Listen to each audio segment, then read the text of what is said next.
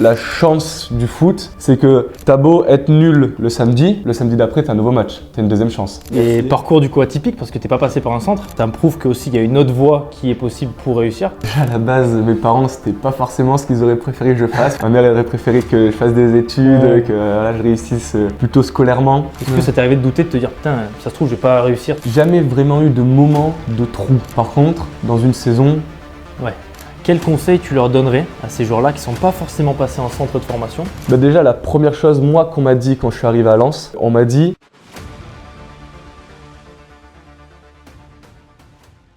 Bonjour à tous et bienvenue dans ce deuxième épisode du Perfcast. Aujourd'hui, j'ai un invité de marque, Gabin Capuano, un joueur au profil atypique, un jeune footballeur de 19 ans qui aujourd'hui a signé professionnel en ayant passé toutes ces années dans le monde amateur. On va pouvoir échanger sur ton parcours, tes potentiels échecs, s'il y en a eu, peut-être pas, hein, en tout cas j'espère, ton quotidien de joueur pro et surtout voilà, pour inspirer un maximum de jeunes qui aujourd'hui rêveraient d'avoir ta situation. Et sachant que c'est que le début, donc tu vas pouvoir nous expliquer un peu comment ça se passe. Et pour démarrer, ce que je te propose, c'est que tu te présentes déjà pour qu'on apprenne à te connaître un peu plus. écoute déjà merci de m'accueillir Hugo. Voilà, moi c'est Gabin Capuano, j'ai 19 ans. J'ai commencé le foot dans le club de mon village à Beaumont-les-Valences. J'ai joué de mes 6 ans à mes 13 ans, où après j'ai pu intégrer l'Olympique de Valence du coup. J'ai fait toutes mes classes de U14 R1, passant par 17 NAS et en pouvant pouvoir jouer à 17-18 ans en M3 à Valence avec l'équipe première. Et à la suite de cette première saison dans le monde senior, j'ai pu signer mon premier contrat stagiaire professionnel et au Racing Club de Lens où j'ai fait une première année qui s'est plutôt bien passée avec la réserve où j'ai mis 12 buts en 20 matchs, donc voilà, c'est Petite saison quoi. C'est sa petite saison. Et j'ai aussi pu faire ma première entrée en Ligue 1 à Bollaert, donc ça c'était pas trop mal, belle expérience. Et après, l'année à la fin de la saison, là, début de saison, à la prépa, j'ai signé mon premier contrat professionnel et je suis parti en prêt à Boulogne en Ligue 2, Boulogne-sur-Mer. Magnifique parcours, déjà félicitations et parcours du coup atypique parce que tu n'es pas passé par un centre, toi déjà. C'est ça. Donc du coup, ça me prouve qu'aussi il y a une autre voie qui est possible pour réussir, donc ça c'est bien. Forcément, ouais. Je ne l'ai pas dit, mais du coup j'ai préparé des petites questions, ok. Donc ça nous permettra d'avoir des sujets bien précis. Toi, tu nous expliques comment ça se passe. Et la première que j'ai notée, tu vois, à 17 ans, tu étais dans un club amateur, du coup, qui est aujourd'hui en Régional 1. Ouais, c'est ça. Est-ce qu'à ce moment-là, quand tu jouais avec l'équipe première en N3, tu pensais pouvoir signer pro derrière? Tu pensais… Honnêtement, c'est vraiment un petit peu à partir de cette année-là où c'est devenu un objectif. Avant, je dirais que c'était plus le rêve où tu pensais, tu avais envie, mais ce n'était pas vraiment l'objectif. Et à partir de cette année-là, quand j'ai vu que j'ai commencé à jouer en N3 et tout, je me suis dit en fait, genre c'est ça que je veux faire et ça sera ça que je ferai plus tard. Je deviendrai footballeur professionnel et je me voyais rien faire d'autre. C'était quoi du coup le déclic selon toi, là, cette saison? Ça a été des essais dans des clubs pas forcément concluants et ça a été de voir qu'en fait, de voir qu'il y a peu de jeunes de mon âge qui réussissait à jouer en National 3, à s'imposer. Et moi, que je voyais qu'en fait, je n'étais pas dépassé en jouant à ce niveau-là. Je me suis dit, en soi, il y a des joueurs de mon âge qui jouent à ce niveau-là dans des centres de formation, enfin du coup dans des clubs professionnels. Moi, j'arrive à jouer dans un club amateur. Je peux arriver donc à jouer dans un club professionnel. C'est ce que je me suis dit en fait dans ma tête. Et après voilà, le déclic s'est fait petit à petit en enchaînant les matchs et en voyant que je progressais, que je me développais, en prenant en maturité, en expérience, mine de rien, parce que tu côtoies des joueurs qui sont plus âgés en club amateur, à Valence, c'est ça. Il y avait des joueurs qui ont connu un peu le monde professionnel, et donc tu prends de eux, tu prends un peu de tout le monde, et tu te dis, moi c'est ça que je voulais faire, quoi. C'est incroyable, surtout que je me rappelle plus, c'était quoi les stats sur cette saison à Valence, première année en N3 du coup? Ouais, c'est ça, première année en N3, je mets 8 buts et je fais 3 passes D, il me semble. Je sais plus en combien de matchs, mais… Tu découvres le monde senior à ce moment-là en fait? C'est ça, à ce moment-là, ouais. En N3 directement. Quelle différence tu as vu? Parce que tu vois, il y a pas mal de joueurs qui nous suivent qui sont aujourd'hui en 17 NAS, 18 T1. Quelle diff tu vois entre le monde jeune et le monde pro, le monde senior plutôt, N3, R1, tu vois? Au début, déjà, c'est plus de vis, il y a plus d'expérience, c'est plus dur, c'est plus athlétique.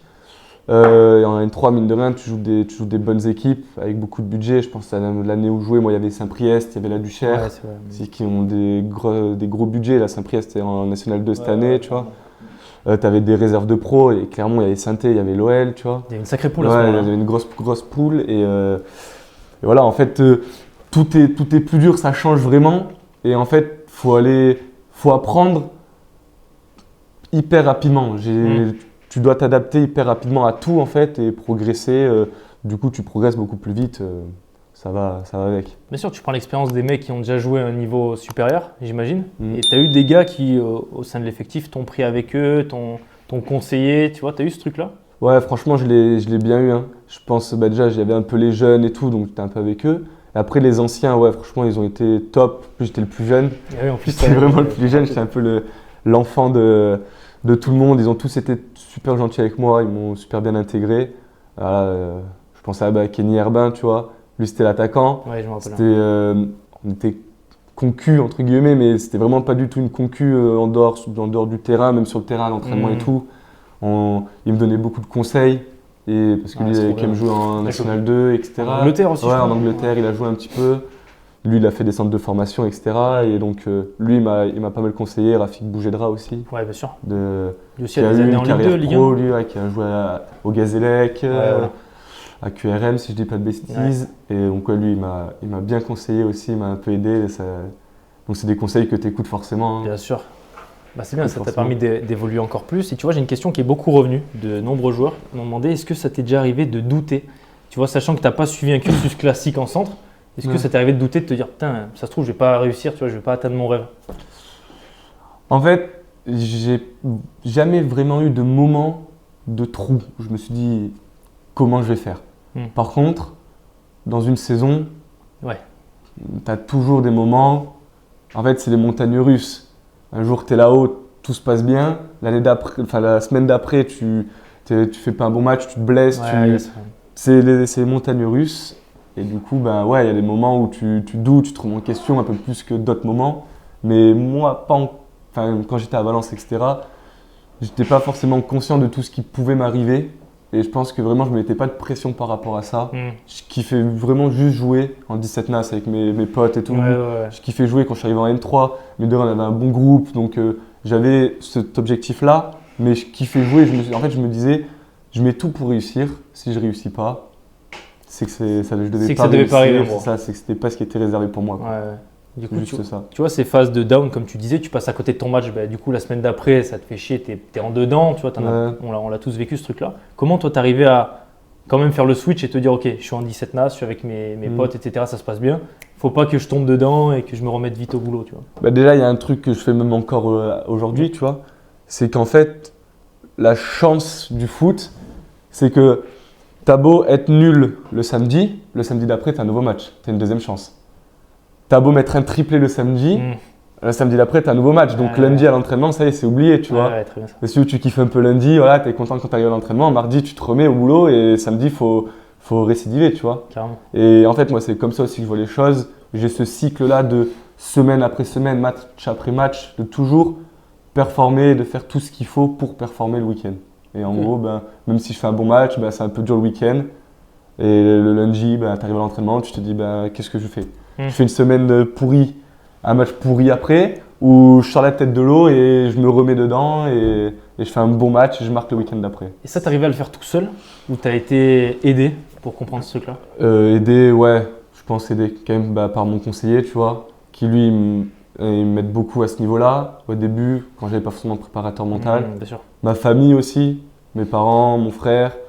En fait, vu qu'ils m'ont jamais vraiment mis la pression, ça m'aidait à… Si je faisais un mauvais match, voilà, c'est pas grave. Tu joues le week-end d'après, donc c'est bon. Pas de pression supplémentaire. Ouais, pas de pression en plus. Trop cool, tu vois, en parlant d'entourage, je l'avais noté. C'est un truc qui est ultra important, on en avait déjà discuté ensemble. Est-ce que tu as déjà eu justement un entourage négatif?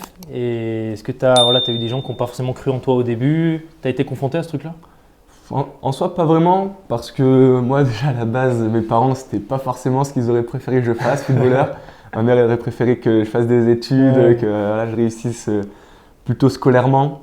Mais voilà, en soi, du coup, quand je leur ai parlé de ça, qu'ils ont su que c'était ça que je voulais faire, Ils m'ont soutenu tout en me laissant beaucoup les pieds sur terre, mais sans me polluer avec des idées négatives. Et après, voilà, j'ai pas eu de coach pas de coach, pas de club, dans le sens où, en fait, ça c'était plus mon jardin secret.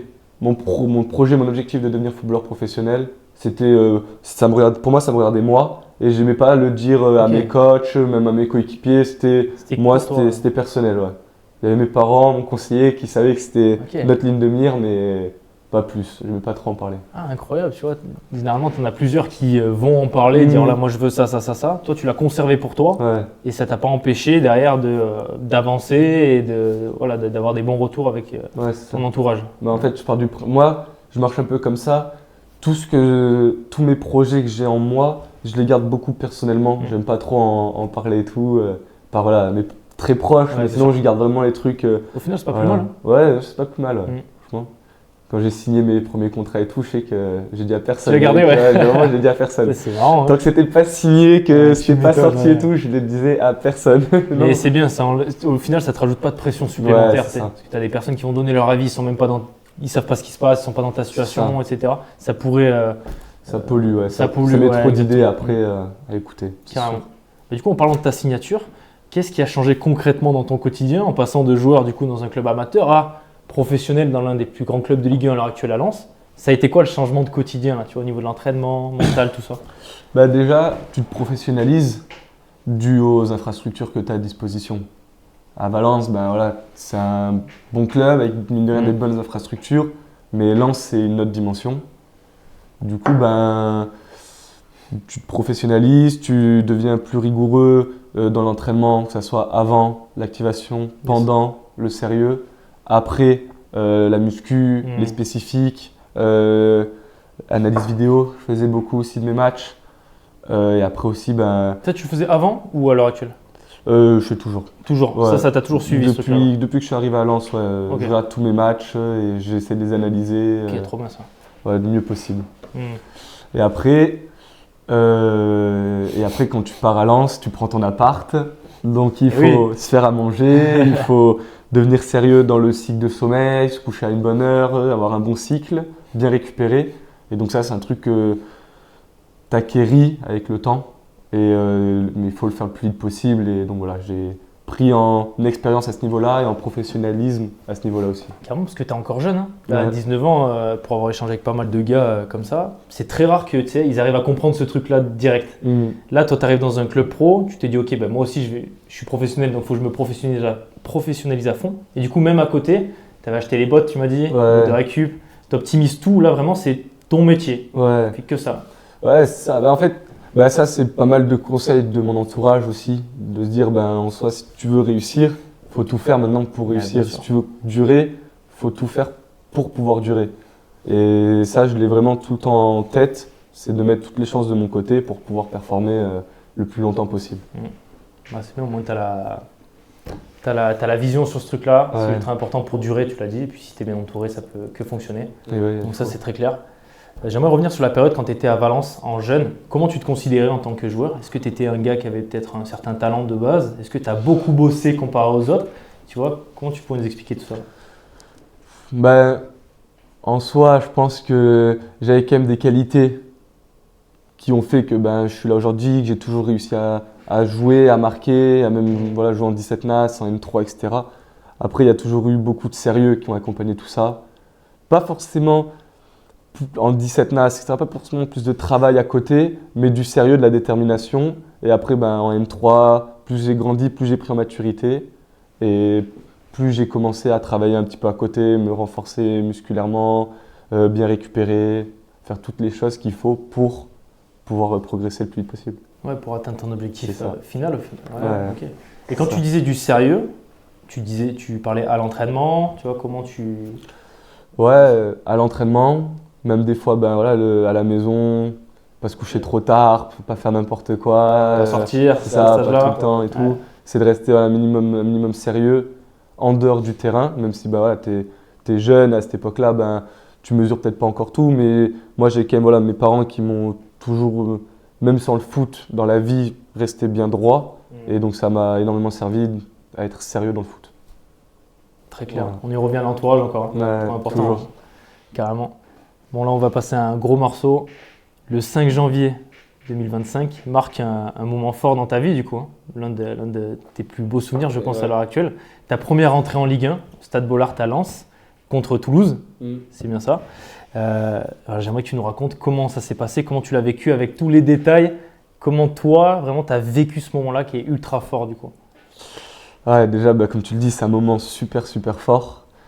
Surtout que un an jour pour jour de cette rentrée-là, j'étais à Valence en N3. Donc, tu te dis, quand le coach annonce le groupe et que tu vois que tu es dedans, alors que tu t'es entraîné sur la semaine, je m'étais entraîné 2 fois avec eux. Tu vois, on jouait le dimanche, j'avais fait vendredi, samedi avec eux. Ouais. Et tu vois que tu es avec eux pour le dimanche. Tu ne réalises pas forcément au début, tu appelles un peu tes proches. Donc, mes parents, ils sont un peu affolés, ils prennent un train, ils montent à Lens. Mon conseiller, pareil, il prend un train, il monte à Lens. Et après, voilà, moi, honnêtement, je me disais déjà, c'est bien, j'y suis. Si je rentre, c'est encore mieux. Mais ouais, voilà. Si je rentre pas, je m'étais pas forcément. Enfin, je m'étais préparé à rentrer parce qu'il faut toujours être prêt. Mais je me disais, bon, il y a quand même peu de chances que tu rentres. Et en fait, le cours du match, en plus, moi, je suis un avançant. Donc souvent, c'est les changements que tu fais, tu as plus de chances de faire lors d'un match. Donc, le match, la mi-temps, elle arrive 0-0. Le deuxième mi-temps, elle commence, on prend un rouge, 10 contre 11. Tu te dis, je vais jamais rentrer, 10 contre 11, il va mettre le bus, je vais jamais rentrer. Après, on prend un péno, on perd un 0 du coup. Et là, je me dis, je pars m'échauffer et tout. Je me dis, ouais, en fait, il y a moyen de moyenner, quoi. Il y a moyen que je rentre quand même. Et ouais, après, il t'appelle. Quand les coachs te disent, allez, il faut venir se changer. Au début, je suis pas vraiment conscient. Après, tu pars. T'expliques tout, tu as l'impression d'entendre 1000 choses à la seconde, mais tu essaies de se dire, tu te souviens le plus possible. Ouais. Et après, tu rentres, tu fais abstraction un peu de tout. Et voilà, tu joues, hein, même si c'était un match difficile parce qu'il était beaucoup haché. Il y avait beaucoup de coupures, toutes les 5 minutes ça s'arrêtait, il y avait un blessé, ça parlait. C'était un peu pénible ça. Mais ouais, c'est d'apporter tes qualités à l'équipe pour égaliser, quoi. Après, quand tu es sur un terrain de foot, tu oublies un peu le tout, il faut tout oublier. Hein, donc voilà. Mais c'était vraiment particulier parce que j'ai vraiment vécu ça quand même comme un enfant, comme un gosse, tu vois, qui jouait avec son frère dans le jardin et qui s'imaginait vivre ça. Et là, tu vis ça en vrai, ça fait bizarre. Et justement, est-ce que tu as réussi à réaliser? Tu vois, tu es en plein milieu du terrain, tu te retournes, tu vois ce stade immense où ça crie partout. Ouais. Est-ce que tu réalises là à l'heure actuelle? À l'heure actuelle, je t'avoue, je pense que je ne réalise pas. Hein. Je pense en vrai, je ne réaliserai pas tant que tout ne se sera pas arrêté ou tu vois, je réaliserai dans 30, 40 ans, j'en sais rien. Pour l'instant, j'arrive pas à me dire que ça, je l'ai vécu, que je suis en train de vivre ça. Et ouais, quand tout le monde à la fin du match t'envoie des messages, j'étais en mode j'avoue, j'ai vu jouer au foot moi aujourd'hui, je savais pas que tu réalises pas forcément. Ouais. Ah, c'est clair, c'est clair. Surtout qu'en plus tu m'avais dit, pour la petite anecdote, tu étais rentré pour le nouvel an chez toi, à Valence, et ensuite tu reçois un message comme quoi il fallait remonter, ou il n'y avait pas une histoire où tu n'étais pas encore préparé à ce truc-là, non? Ouais, en fait c'était le truc de... Il nous avait tenu peut-être au courant qu'on allait faire la prépa avec les pros. C'est ça. Et moi, du coup, j'étais sur Valence, j'étais rentré pour les vacances et j'étais prêt à monter, mais j'ai pas eu de message. Voilà, okay. Donc j'étais en mode, ils n'ont pas eu besoin de moi, pas de souci, tu vois. Je reprends, c'était le 2 après-midi, le 2 après-midi avec la réserve. Et en fait, le matin, je reçois un message du coach qui me demande si j'étais là, sauf que je venais juste d'arriver, j'étais rentré un peu tard en train et tout. Et en fait, tu t'envoies juste un message. Moi, du coup, je dormais un peu. Il me dit, t'as raté l'entraînement avec les pros, alors que j'étais juste en train de dormir. Fallait m'appeler. J'étais dégoûté. Je me souviens, j'étais dégoûté. Et le lendemain, Dieu merci, il y a eu la chance de pouvoir recentrer avec eux. Et là, c'est bon. Au moins. Tu as démarré l'année 2025 de la meilleure des manières. Parfaitement. Tu pouvais pas mieux faire. Pas mieux faire, c'est sûr et certain. Et du coup, quelle différence, toi, tu as vu entre la N3 côté club amateur, comme à Valence, et directement la Ligue 1 au meilleur niveau français? Quelle est vraiment la différence qu'il y a entre ces deux mondes, tu vois? En vrai, il y a tout qui m'a un peu choqué, mais c'est pas le bon mot. Pour moi, il y a tout qui est démultiplié quand tu passes de N3 à Ligue 1, même de N3 centre de formation à Ligue 1. Ouais. Parce que athlétiquement, c'est au-dessus, techniquement, c'est largement au-dessus. Mentalement, c'est sérieux, c'est rigoureux, c'est exigeant, ça n'a rien à voir. tous les points, tu vois. C'est quoi que tu as vraiment surpris Tactiquement aussi. Le plus, il y a l'exigence. Ouais. L'exigence du monde professionnel, c'est pas une histoire qu'on raconte aux jeunes. Je pense que ça m'a vraiment, vraiment choqué. L'exigence, après, techniquement et athlétiquement aussi. Techniquement, c'est très, très fort. J'imagine. Et physiquement, il y a des bêtes. Et au niveau des séances, tu vois, quelle différence tu remarques? Là, tu as parlé de l'exigence, mais du contenu de la séance, tu vois, est-ce que ça va plus loin sur tous les aspects? Tu vois, comment tu pourrais expliquer ça? En soi, ça va peut-être pas plus loin dans tous les aspects, mais par contre, il y a beaucoup plus d'intensité dans une séance entre la N3 et la Ligue 1. En Ligue 1, tout est fait à fond, tout va plus vite, du coup, techniquement, ça va plus vite, donc physiquement, tu dois aller plus vite, tout s'accélère. Et tu as réussi à t'adapter rapidement? Parce qu'au final, tu as plongé dans le grand bain en peu de temps, hein? Ouais, c'est ça. Après, je pense que tu es un peu obligé, et le corps, il est comme ça, il arrive à s'habituer quand même assez rapidement. Enfin, en tout cas, moi, ça va. Même si au début, t'as un point de côté, c'est dur, mais après, tu t'habitues quand même. Ouais. Tu t'habitues. Tu as réussi à rapidement t'adapter dans un groupe en plus qui était expérimenté. Hein. Tu avais des joueurs qui avaient beaucoup de sélection. Ouais, c'est clair. Il y avait Kevin Danso au début, il y avait des sacrés joueurs. Hein. Et justement, tu vois, le fait que tu intègres ce groupe-là, comment tu as vécu cette intégration avec eux? Est-ce que ça s'est fait naturellement ou un peu difficile au début? Non, franchement, ils sont super gentils. Avec les jeunes qui montent, les pros, ils sont top. Voilà, ils te viennent te parler, ils sont gentils avec toi, ils te prennent pas de haut, quoi, vraiment, ils sont top. Après, voilà, vu que tu n'es pas souvent avec eux non plus. Tu peux pas tisser une vraie relation rapidement. Au début, c'est quand même les pros. Bien sûr. Mais ils sont quand même super sympas avec toi quand tu montes avec eux. Ça met en confiance, du coup. Ouais, ça fait du bien. Bon, trop cool. À quoi ressemble, du coup, une semaine en tant que professionnel? Explique-nous ta routine, comment ça se passe. Ça va m'en inspirer beaucoup parce qu'il y en a plein qui se posent des questions, tu vois. Ils n'arrivent pas à se dire, ok, que font les pros la journée? Je pense que ça va leur permettre d'éclairer pas mal de points. Et ouais, alors en soi, donc là à Boulogne, je vais parler de Boulogne parce que c'est là où je suis tout le temps en Ligue 2. Ouais. En soi, on joue souvent le vendredi en Ligue 2. Donc le lundi, tu reprends l'entraînement, ça dépend. Des fois c'est le matin, des fois l'après-midi. Tu fais une petite séance de reprise. Sur terrain? Sur terrain, ouais. Avec activation en salle après terrain. Et après, par contre, tu peux aller en muscu, tu peux faire du plus en salle. Ça, c'est au choix, du coup? Ça, c'est au choix, ouais. Souvent, c'est au choix, ouais. Ok. Et comment ils font les prépas? Généralement, ils font des groupes où ils sont qu'avec toi? On a des fiches où ils nous font des séances qu'ils nous donnent. Après, on les fait, nous, quand on veut les faire dans la semaine. On peut les faire le lundi, le mardi, un peu quand on veut. Ça dépend là du joueur, plutôt, je trouve. Donc voilà. Après, le mardi, nous, à Boulogne, on a petit-déj le matin, avant la séance. Après, donc on s'active en salle. On fait une plus grosse séance, là, pour le coup. Après, pareil, tu peux retourner en salle, tu es un peu libre. Hein.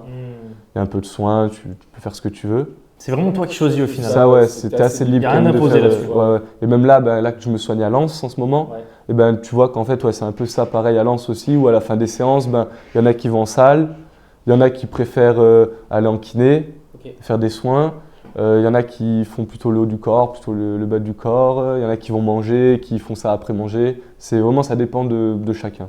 Voilà. Après, le mercredi, ah oui, on a des vidéos aussi. Le mardi matin, souvent, on a vidéo sur le retour du match. Le mercredi, on a vidéo sur l'adversaire. Après, on a séance, activation, séance. On peut faire un peu de muscu aussi après. L'après-midi, ils nous conseillent plus des soins, d'aller chez les kinés, de même aller faire bain froid, bain chaud. Tu le fais ça? Pas trop, mais je vais m'y mettre. Hein. Je me suis blessé, ça m'a fait un petit déclic. Ouais. Les soins, je faisais, mais j'ai commencé à faire un peu de balnéo, je pense, là, en deuxième partie de saison. Donc, ouais. Et après, jeudi, entraînement l'après-midi, par contre. Veille de match? Veille de match, du coup, ouais. Comment elle est cette séance généralement? Elle est assez courte, hein. Ouais, 45, 1 heure, max. Et voilà, après, on rentre. Une bonne nuit de sommeil. Et après, le vendredi, du coup, au soir, c'est match. Le samedi, le dimanche, ça dépend. Un peu de la semaine d'après, comment ça va se dérouler. Des fois, on a le repos. Ouais.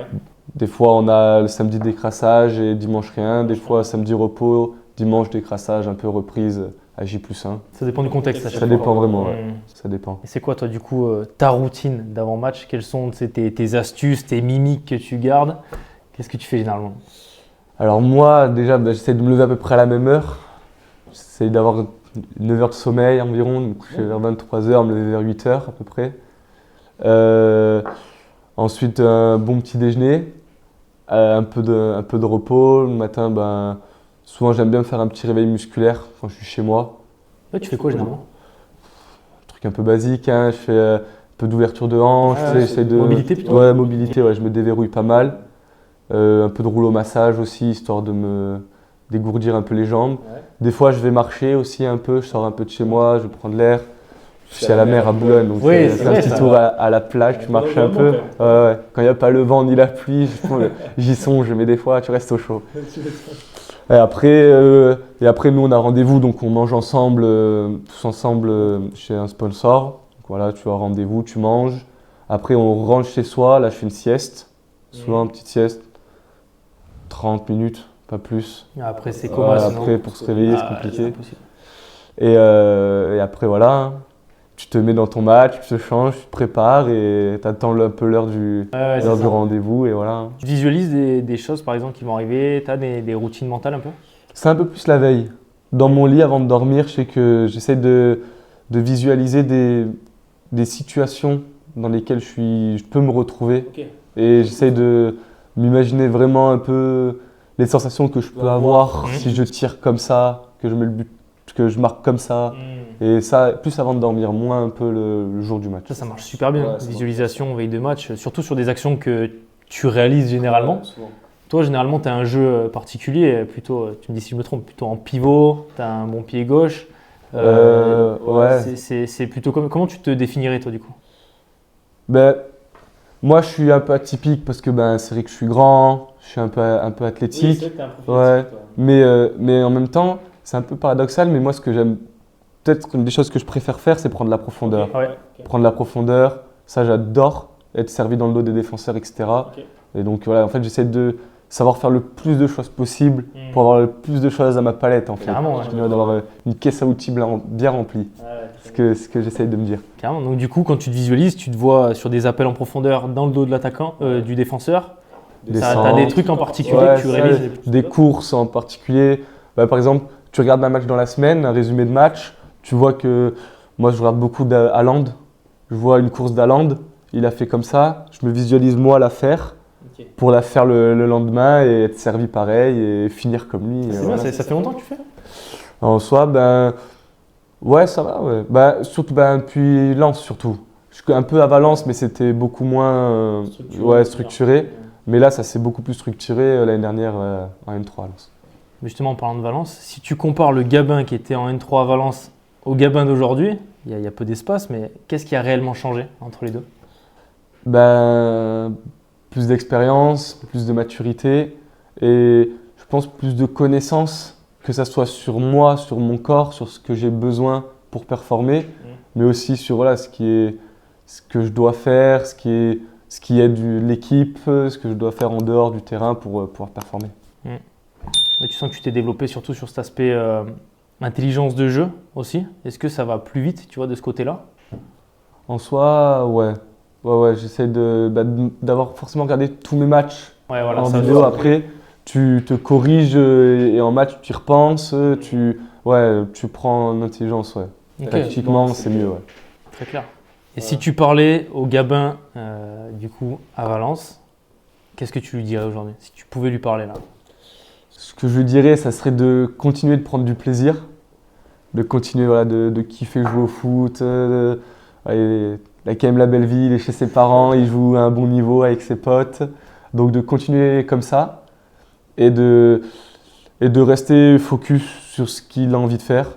Il sait pourquoi il veut faire ça et qu'il se donne tous les moyens pour pouvoir atteindre cet objectif-là. Très clair, magnifique. Tu vois, on est suivi par beaucoup de jeunes à l'heure actuelle qui sont, tu vois, un peu le même parcours que toi, 14 R1, 15 R1, 17 NAS, tu vois, 19 NAS pour certains. Quels conseils tu leur donnerais à ces joueurs-là qui ne sont pas forcément passés en centre de formation, mais qui ont le même objectif que toi, le même rêve, et qui aujourd'hui ont des périodes de doute, comme ça peut arriver chez tout le monde? Tu leur dirais quoi, toi? Bah déjà, la première chose, moi, qu'on m'a dit quand je suis arrivé à Lens, on m'a dit, tu n'as jamais fait de centre de formation, mais c'est pas une faiblesse. Moi, on m'a dit, c'est pas une faiblesse, tu arrives là, tu es frais. Ok. Parce que quand tu regardes, il y a énormément de joueurs qui font des carrières sans passer par le centre de formation. Carrément. Et tu en as plein qui font pas de carrière alors qu'ils sont passés par un centre de formation. Le centre de formation, bah, quand tu es jeune, ça fait rêver forcément, mais ce n'est pas la réalité d'une carrière par la suite. Moi, on m'a dit, tu arrives là, j'étais le seul qui n'avait pas fait de centre, il me semble. Ah ouais. On était peut-être 2 ou 3, mais il me semble que j'étais le seul en Valence à pas avoir fait de centre. Et ils m'ont dit, en fait, tu es là, tu es le plus frais mentalement en soi. Ouais.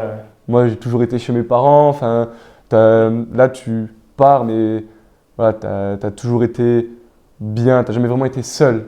Et donc, tu arrives, tu es bien, tu es frais mentalement et tu as tout pour performer après. Et voilà. Et tu as plus. Enfin, je dirais pas que tu as plus envie. C'est pas le bon mot parce qu'il y en a qui sont en centre de formation et qui ont autant envie. Ça, c'est pas le cas. Mais par contre, tu sais d'où tu viens. Donc, tu sais vraiment où tu veux aller. Voilà, tu sais que là, tu n'as pas fait de centre, ils l'ont tous fait. Donc, toi, il faut faire plus qu'eux pour arriver. Carrément. Parce que tu vois, tu parlais d'être frais mentalement. Je pense que tu fais référence au fait que quand tu es en centre, voilà, tu as une certaine atmosphère qui peut être compliquée. Tu es soit loin de chez toi, soit tu as de la concurrence qui s'installe, tu as des enjeux, on te fait croire que tu peux rester, pas rester. Donc ça joue aussi sur ton mental, sur plein de points. Est-ce que même le fait que toi, tu n'aies pas vécu tout ça, tu as quand même pu te renforcer d'un point de vue mental? Tu n'as pas eu besoin de toutes ces complications pour être solide quand même à l'heure actuelle? En soi, ouais. Parce que de ne pas avoir fait de centre, ça te forge aussi mentalement. Et tu te dis, voilà, tu n'as pas fait de centre, tu n'as pas eu cette chance-là. Et par contre, tu réussiras même sans avoir fait de centre. Mais c'est sûr que ouais, faire un centre, moi, je pense que ça a énormément de points positifs. Parce que déjà, je pense que pour parler avec des copains à moi qui, eux, ont fait des centres, eux, ils ne regrettent pas du tout leur année de centre. C'est des années qui marquent, tu passes des super moments, tu progresses énormément aussi, tu es bien structuré. Mais par contre, ouais, tu as aussi pas mal de points négatifs sur le centre. Comme tu as des points négatifs, enfin, les deux camps ont des points négatifs, mais voilà, ce que je pourrais leur dire, c'est que c'est vraiment pas un point négatif de ne pas faire de centre de formation. Et ça, il faut le garder ça en tête. Tu vois, c'est deux voies différentes, mais au final, ton parcours prouve que c'est quand même faisable. Et ça doit en rassurer beaucoup qui se disent, voilà, je suis peut-être en retard, j'ai 14, 15 ans, je ne suis pas en centre, comment je fais?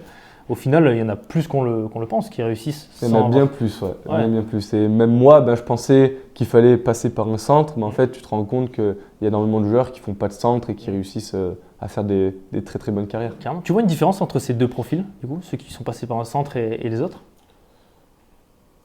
En soi, oui, un petit peu, mais c'est pas une réalité sur tous, en fait. Parce qu'il y en a qui, comme je te dis, il y en a qui font des centres qui sont hyper rigoureux, hyper exigeants avec eux-mêmes et qui savent où ils veulent aller. Ouais. T'en as qui n'ont pas fait de centre, mais qui, voilà, ils sont pas non plus super exigeants, et tu as l'inverse des deux côtés. Donc en soi, ouais, mais il y a quand même pas mal en centre où ils sont un peu plus, il y en a qui sont quand même plus tranquilles, jeunes, parce que tu as l'habitude de tout. Ouais, c'est un peu ça. Moi, quand je suis arrivé à Lens, tu commences, tu as une salle de muscu, tu as des prépas, tu as des kinés, tu n'es pas forcément habitué à tout ça. Donc, tu fais un peu tout, tu testes un peu tout pour savoir ce qui est bien et tout. Quand tu es en centre, tu as eu ça depuis tes 14 ans. Du coup, tu es un peu habitué et ça te choque moins et tu fais peut-être un peu moins que certains. Okay. Ah, oui, il y a un peu ça aussi, mais ça, c'est pas une réalité pour tous les joueurs. Ça dépend du profil, en fait. Et je pense que c'est un peu ça chez tous les joueurs, de tous les niveaux. Tu en as qui bossent plus que d'autres, et pas pour autant qu'il y en a qui ne réussissent pas dans les deux camps. Toi, tu te mettrais dans quel camp aujourd'hui? Non, moi, je bosse quand même. Ouais. J'essaie de bosser, de me donner le plus de chances possible pour y arriver, j'essaie de bosser. Complètement. Au maximum. Là, même en dehors, quand tu es chez toi, tu disais que tu optimisais déjà le quotidien, les routines, la nutrition, tout ça. Donc ça prouve que quand même tu fais les efforts, tu bosses pour maximiser tes chances d'avoir la meilleure perf. C'est ça, de mettre toutes les chances de mon côté. Et après, rien regretter. C'est ça, pour pas avoir de regrets, ça c'est important. Ça c'est important, c'est clair. J'avais noté quelques petites questions des joueurs de mon académie. Comme tu sais, j'ai une académie de jeunes footballeurs. Et du coup, ça m'en inspirait beaucoup ton parcours. Et ils m'ont donné quelques questions. Okay. Donc la première, c'est comment tu vis ce changement? Parce que ça a été en 2 ans, tu passes du monde amateur au monde pro d'un coup. Comment toi, tu as vécu ce changement, personnellement? En soi, tu le vis comme il vient en fait. Tu le prends, il arrive, le train il passe, tu montes dedans et tout se passe très vite, c'est vrai. Mais Moi, j'ai tendance un peu à dire quand je parle avec mes amis, ma famille, etc. En vrai, je kiffe tout ce que je fais. Vraiment, je prends trop de plaisir et là, j'ai encore du mal à me dire que ça y est, c'est mon métier en fait. Je suis vraiment encore dans. Je joue dans des. Là, en ce moment, j'ai la chance, Dieu merci, de jouer dans des beaux stades, dans des grands stades. Et tu vois ça, à chaque fois, tu as un enfant qui rentre dans un stade de foot et franchement, je le prends un peu comme ça, où je continue de m'amuser à jouer au foot. Est-ce que c'est pas ça finalement le secret, c'est de conserver ce truc-là en mode tu as commencé le foot pour te faire plaisir, pour te régaler, et c'est ce qui te fait tenir et en fait, tu vois même pas ça comme un métier, c'est juste que tu te régales, c'est ta passion. Moi du moins, c'est mon secret. En tout cas, moi, je pense que ouais. Intéressant. C'est un peu ma ligne de conduite. Moi, je me dis, le jour où je prendrai plus de plaisir à jouer au foot, c'est là où je me poserai des questions. Mais bon. Pas près d'arriver, je pense. Très clair, surtout tes début. Tu le dis, il n'y a pas de raison, c'est clair. Ça, j'ai pas mal de questions qui reviennent tu vois, sur l'aspect prépa mental. On n'en a pas trop discuté parce que c'est quelque chose que tu gères plutôt bien pour le moment. Quand tu joues des gros matchs, dans des gros stades, on peut parler de Bollaert ou autre, tu vois, comment tu gères cette pression que tu peux ressentir avant les matchs, ce stress naturel tu vois, que beaucoup ressentent? Comment toi, quelles sont tes techniques en fait, que tu utilises? Avant, que ça soit en 17 NAS, un peu aussi en L3, j'avais tendance pas à avoir un gros stress qui m'empêchait de jouer, mais d'avoir quand même un petit stress en moi qui me faisait un peu douter par moments, pas douter, mais qui faisait un peu trop réfléchir avant les matchs.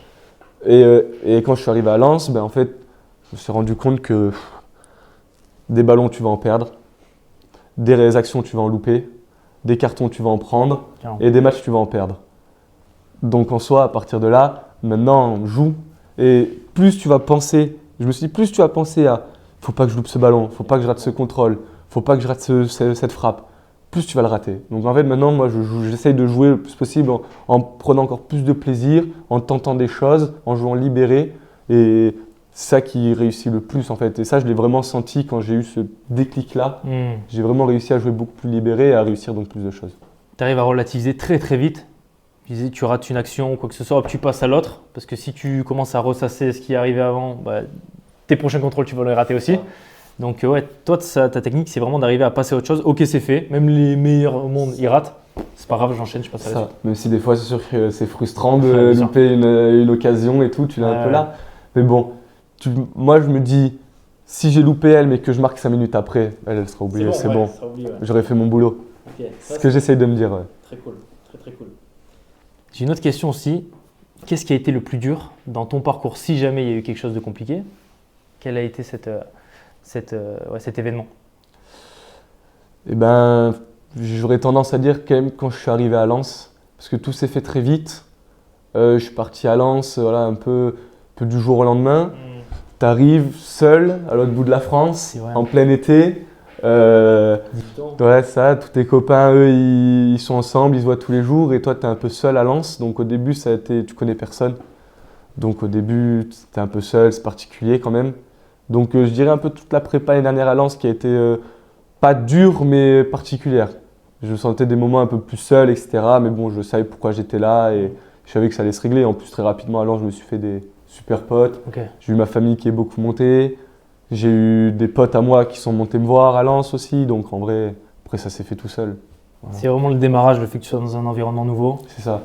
C'était compliqué à gérer au début. Découvrir d'autres choses, tu prends ton premier appart, tu étais tout seul, forcément. Parce que tu as toujours été chez toi en fait au début. Toujours. Et oui, c'est pour ça. Donc le premier appart, à l'opposé. Ok, tu m'étonnes que ça change. La première un peu solitude que je vis, carrément. Seul à l'autre bout de la France. C'est clair, dans une région que tu connais pas, tu connais rien du tout, c'est clair. Ok. Pour terminer rapidement, aujourd'hui, quels sont tes objectifs alors? 2026, qu'est-ce que tu vises? Qu'est-ce qu'on peut te souhaiter? Déjà de bien me soigner là, revenir en forme pour la deuxième partie de saison avec Boulogne. Voilà, on a une grosse deuxième partie de saison qui nous attend. Aider l'équipe le plus possible, jouer, marquer des buts, se maintenir avec Boulogne. Et l'année prochaine, pouvoir faire une bonne prépa avec Lens en Ligue 1 et pouvoir s'installer dans la rotation avec le Racing Club de Lens en Ligue 1. Magnifique. Combien de buts tu vises? Est-ce que tu te l'es fixé cet objectif-là pour la saison suivante? Ouais, je me suis pas fixé vraiment d'objectif, mais le plus possible. On va pas vraiment se mettre de limite. Faut pas faire. Je peux en mettre 15, j'en mettrai 15. Ouais, Si j'en mets 5, j'en mettrai 5, ça sera bien aussi. Très bien. Le plus possible sera mieux. Ouais, carrément. C'est ce qu'on te souhaite en tout cas. Ouais, merci, c'est gentil. Déjà, te retaper, vite retrouver le terrain et ensuite C'est ça. t'exprimer pleinement et puis marquer des buts en tout cas. En tout cas, on va suivre ça de très très près. Je pense qu'il y en a plein là qui vont regarder, qui te découvrent aussi au final. Donc ça va être très très bien. Est-ce que tu as un dernier petit message du coup pour ceux qui regardent ce podcast, les jeunes qui ont été à ta place aussi, qui rêvent de ton parcours, tu vois qu'est-ce que tu pourrais leur dire pour qu'ils lâchent pas, tu vois? Le truc que je pourrais leur dire, ça serait de réfléchir de pourquoi vous voulez faire ça, pourquoi vous voulez devenir footballeur professionnel. Et maintenant que vous savez pourquoi, donnez-vous toutes les chances possibles pour y arriver. Mettez tout de votre côté pour réussir. Prenez du plaisir. Ça, c'est vraiment tout le temps. Chaque fois que vous rentrez sur un terrain de foot, dites-vous que vous devez vous amuser. Vous devez vous amuser, vous devez vous régaler à jouer. Et après, si ça ne se fait pas, c'est que ça ne devait pas se faire. Mais si vous mettez tout en place pour réussir, ça se fera et au pire, vous n'aurez pas de regrets. Il ne faut pas avoir de regrets. Magnifique. C'est ça. Très très clair, c'était le mot de la fin. En tout cas, merci Gabin, franchement c'était un vrai plaisir. Merci à toi. C'était une première du coup. Ouais, première. Écoute, vrai plaisir, j'ai trouvé ça très top. Et comme je te l'ai dit, tu m'as inspiré beaucoup de jeunes qui te regardent et qui ont envie d'avoir le même parcours, tu vois. Donc ça c'est top. Je leur souhaite. Carrément, c'est ce qu'on leur souhaite aussi. Merci d'avoir regardé cette vidéo jusque-là. N'hésitez pas à suivre Gabin. En tout cas, sur cette seconde partie de saison, on va bien regarder ce qui se passe. Ok, tu auras de nouveaux supporters, on te soutient à 2000%. N'hésitez pas à vous abonner juste en dessous de la vidéo sur la chaîne. De nouveaux podcasts vont arriver très prochainement avec plein d'autres invités de la même qualité que Gabin, en tout cas, on l'espère. Je vous dis à très bientôt. C'était Hugo. Ciao, ciao.